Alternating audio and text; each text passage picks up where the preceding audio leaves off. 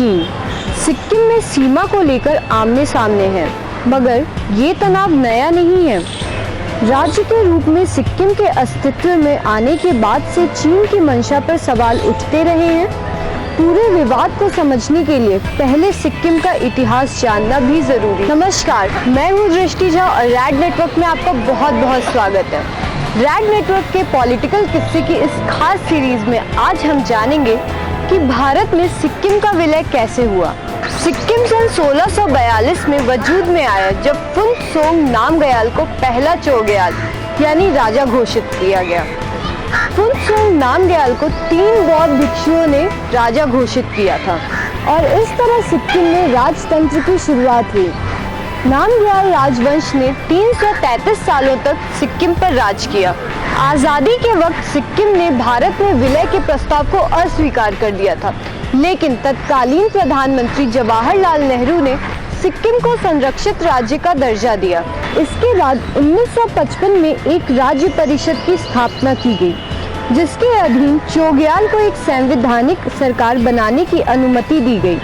अलबत्ता विदेश मामले, रक्षा, कूटनीति और संचार दिल्ली के हाथ में रहे।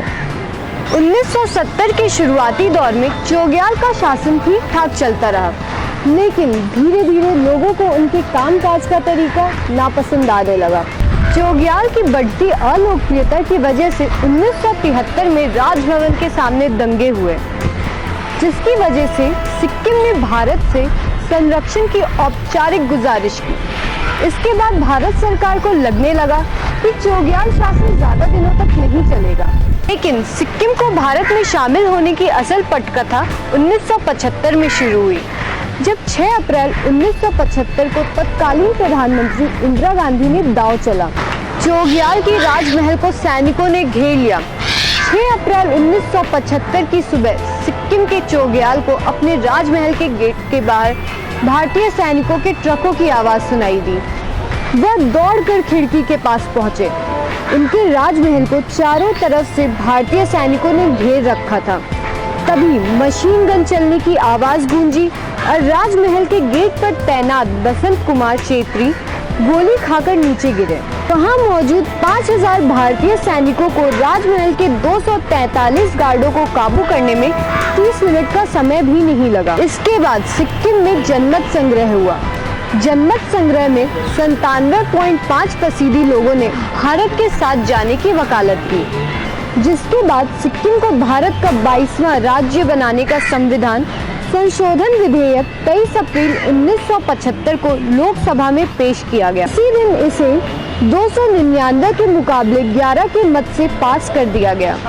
वहीं राज्यसभा में यह बिल 26 अप्रैल को पास हुआ और 15 मई 1975 को जैसे ही राष्ट्रपति फखरुद्दीन अली अहमद ने बिल पर हस्ताक्षर किए, वैसे ही नामग्याल राजवंश के शासन का अंत हो गया। फिर चोग्याल ने एक अमेरिकी लड़की होप कुक से शादी की।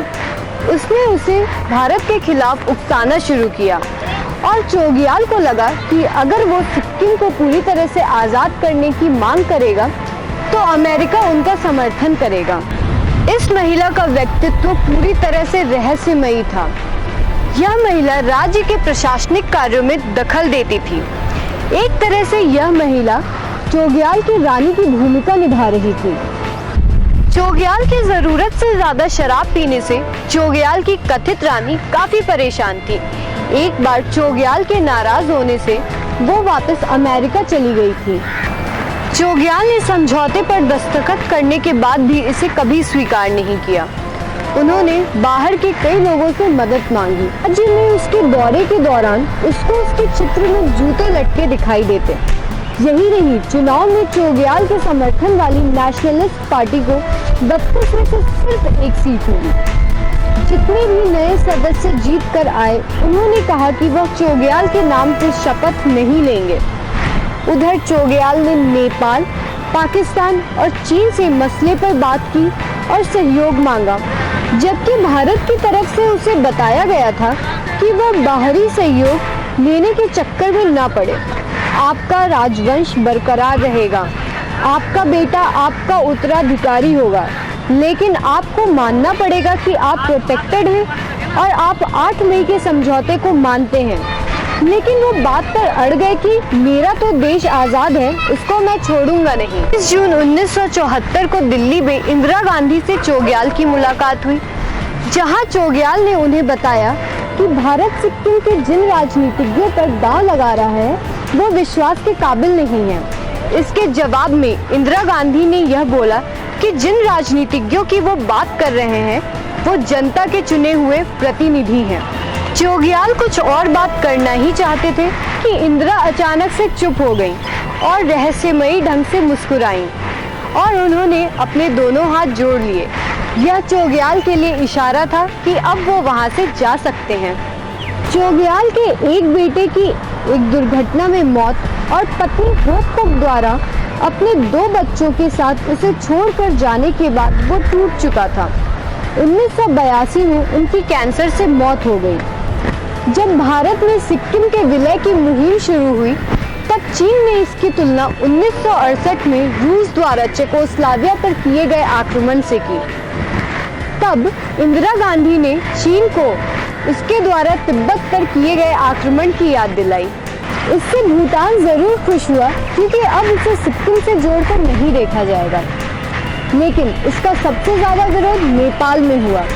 कायदे से उसे सबसे ज्यादा खुश होना चाहिए था क्योंकि सिक्किम में 75% आबादी नेपाली मूल की थी। भारत के भी कई हलकों में इसका काफी विरोध हुआ। भारत और चीन के बीच 3500 किलोमीटर लंबी सीमा रेखा है, जिसे लेकर भारत और चीन 1962 में युद्ध लड़ चुके हैं, मगर सीमा पर आज भी तनाव जारी है, जिसकी वजह से आज भी भारत और चीन के अलग अलग हिस्से में इसे लेकर विवाद चलता रहता है। सिक्किम में भारतीय सीमा से सटी फिलहाल जो सीमा विवाद है वो भारत, भूटान और चीन सीमा के मिलान बिंदु से जुड़ा हुआ है। सिक्किम में भारतीय सीमा से सटी डोकलाम पठार है, जहां चीन सड़क निर्माण कराने पर आमादा है। चीन इस इलाके को अपना मानता है, मगर भारतीय सैनिकों ने पिछले दिनों चीन की इस कोशिश का विरोध किया था। डोकलाम पठार का कुछ हिस्सा भूटान में भी पड़ता है। भूटान ने भी चीन की इस कोशिश का विरोध किया।